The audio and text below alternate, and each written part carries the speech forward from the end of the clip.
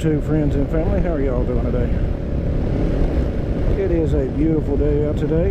This will be attempt number 2 to make this video.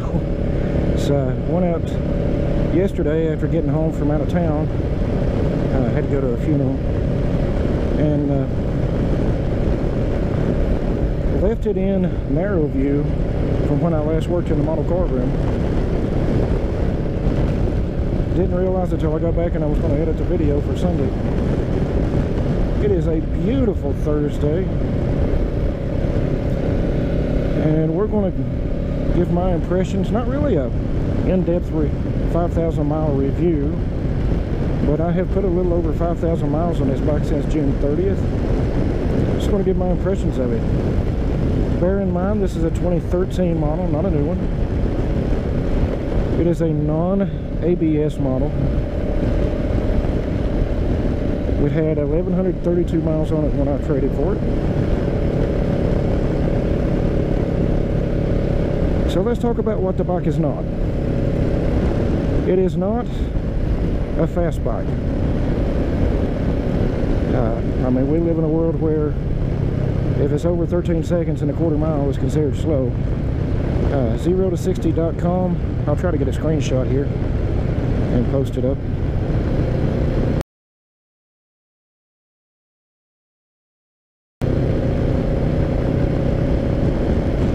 .60.com listed, I think it was 13.8 seconds. So you know, that's not, oh, just a wind there. That's not excessively slow, but it's not fast. I mean, a CB500R, whatever they're calling them, for example, has about twice the horsepower and only 100 cc's more, give or take. It is not a dual sport bike. It was not designed to go on rough trails. At least in 2013. I don't want to miss my turn here. It's been a while since I've been up in here. In 2013, it came with a set of Pirelli tires. They were like 90-10 tires, you know, 90% street, 10% off-road.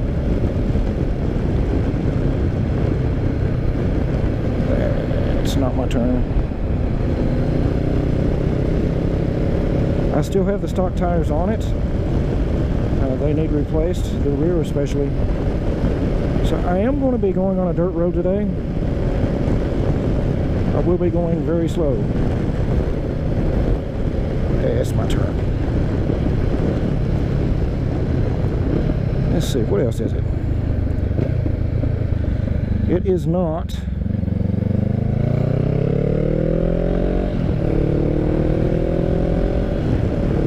a purpose-built interstate touring bike. It's 500 cc's. It will happily run all day long at 75 to 85 mile an hour, as I found out last year on a road trip where I went all the way down through Texas and up through Oklahoma from eastern Tennessee.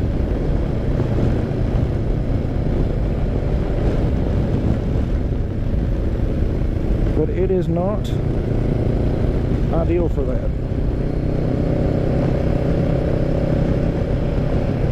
It is not a true it is not a true quote-unquote ADV bike. It does kind of lean that direction. You know, it definitely has the look, in my opinion, and can be built into a pretty capable ADV bike. And right off the showroom floor, it is not an ADV bike. As proof that it's not an ADV bike, I don't remember exactly what the ground clearance is, but it's pretty low for an ADV bike, for an ADV style bike. Even bikes like the Chinese, the Zongshin CSC RX3 have more ground clearance.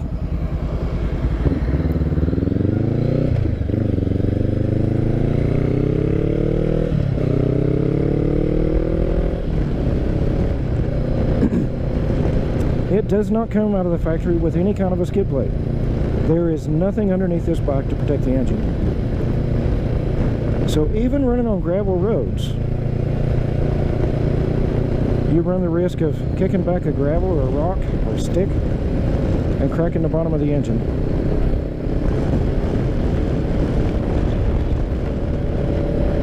Obviously, I've not had that issue, but it could happen.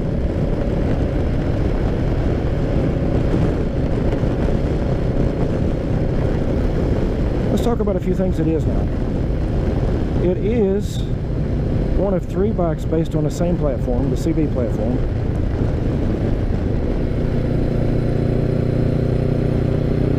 There is a CB500F, as in Foxtrot.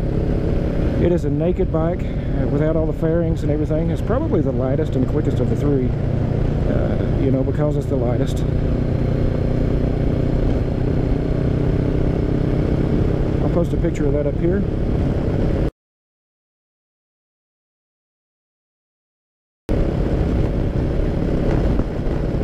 There is the CB, oh, that was a thick bug. There is the CB500R, the sportier version of it. Post a picture of it up here.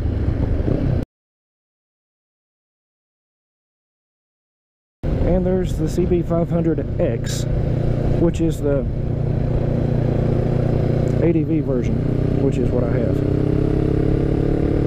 So it is basically a street bike. And you know, the bike is fairly capable for what it is.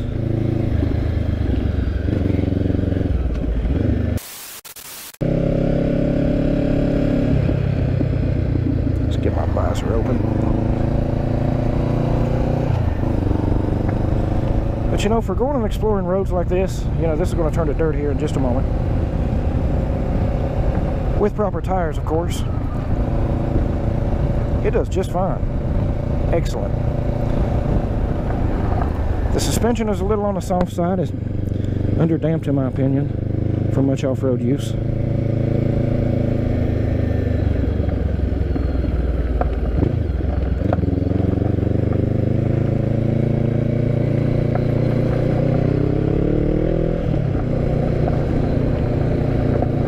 But again, it is a budget-spec'd, budget-priced bike. It is a good platform.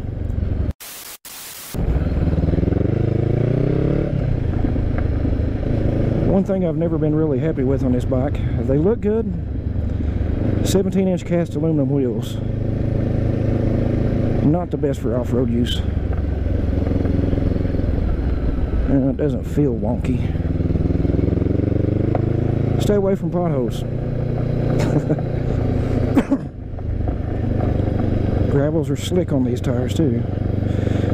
Anywho, back to the review. It's a little warm, so I'll pull my visor up. But we're not going to hit any kind of anything that resembles the word trail.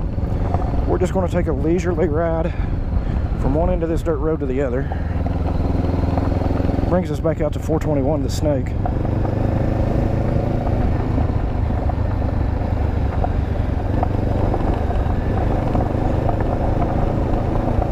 It is an excellent everyday bike, commuter bike, errand running bike.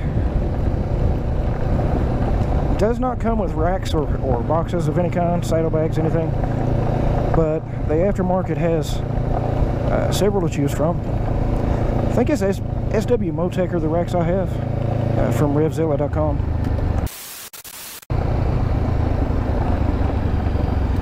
Been so long since I've been up here, I can't remember where all the potholes are.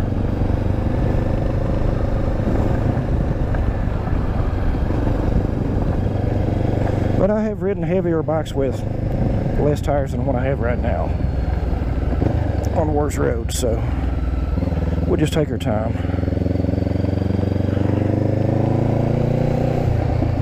It is a Honda, so it is very reliable. It is a fuel-injected 471cc bike with 46, 48 horsepower, somewhere around in there.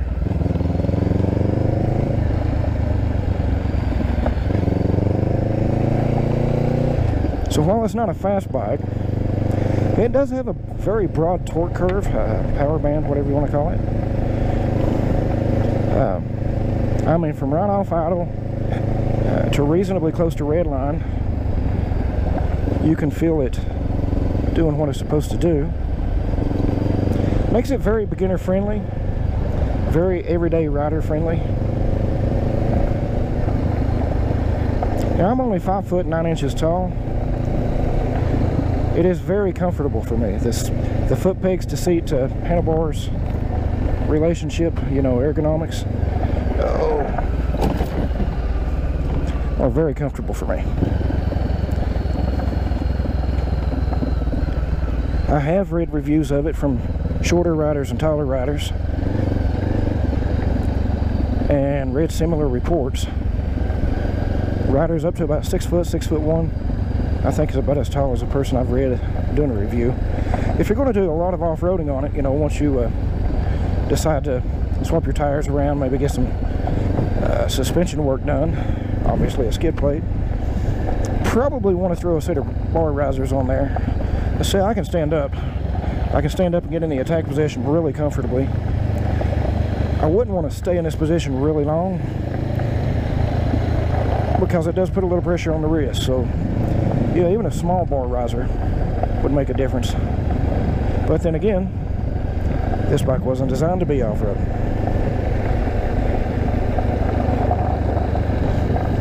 While it's not designed or ideal to be an interstate cruiser, as I proved back in September when I rode it all the way down through Texas from eastern Tennessee up through Oklahoma to Arkansas and back across I-40, it can certainly do it. I mean, bone stock, with the exception of the fork can muffler I've got on here, slip-on muffler. I call them fork cans.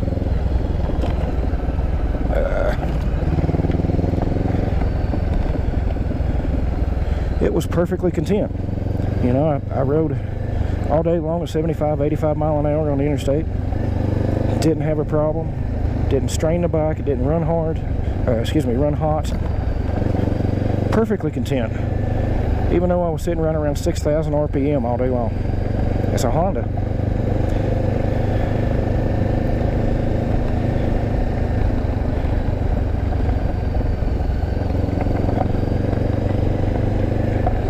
And it's so good to get back up in here. Now, if I had a skid plate and more off-road worthy tires,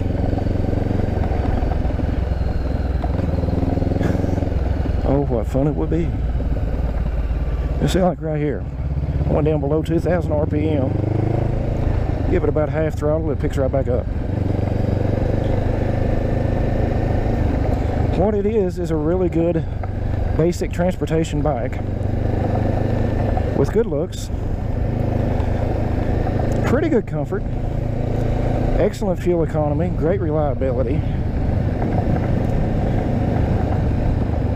There's a world of aftermarket parts for it.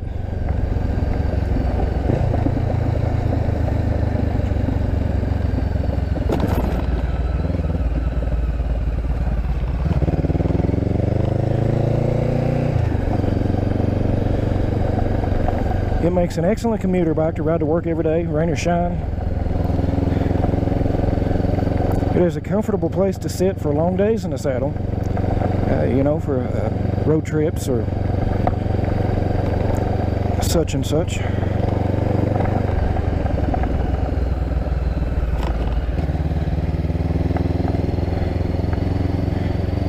With the addition of some racks and saddlebags, top box, trunk, whatever you want to call it,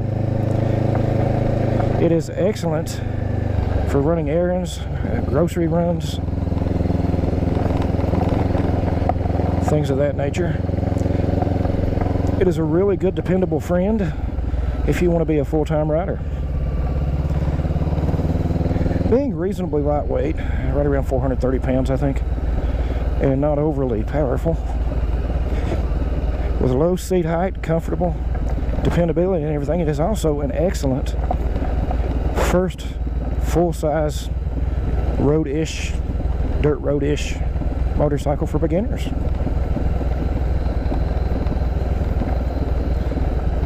If you're looking for hardcore off-road, buy a dual sport.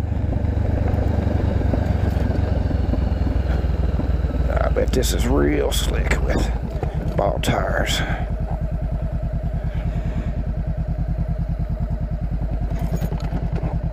Yep. If you're looking for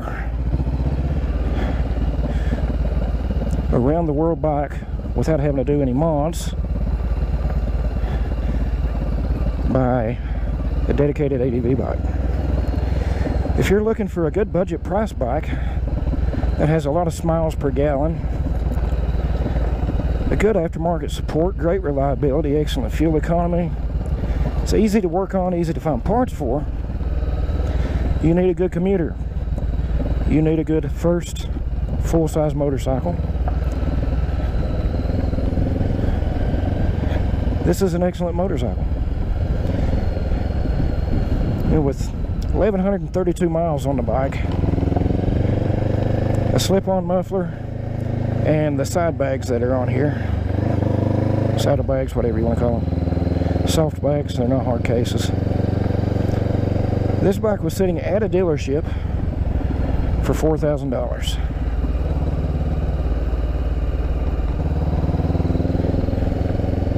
It's hard to beat.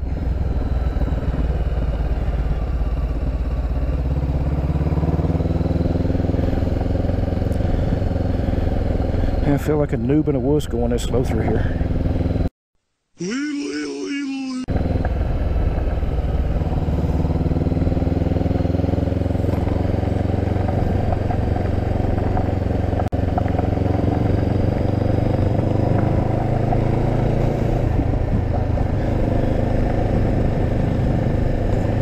Now getting back to the CSC RX3 comparison just a little bit. On paper, I have never ridden one, I haven't owned one. The CSC RX3 is a little more dirt oriented than the CB500X.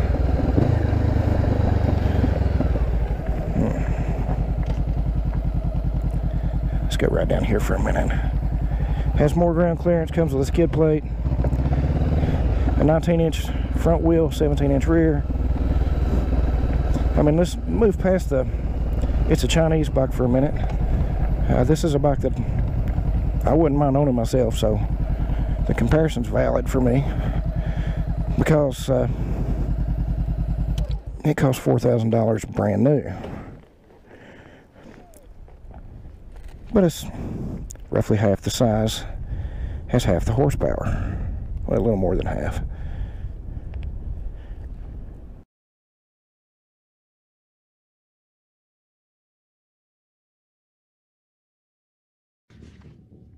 I'll be back.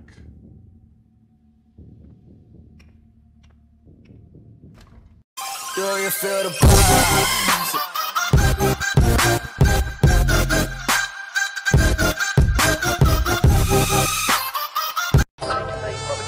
I love this show.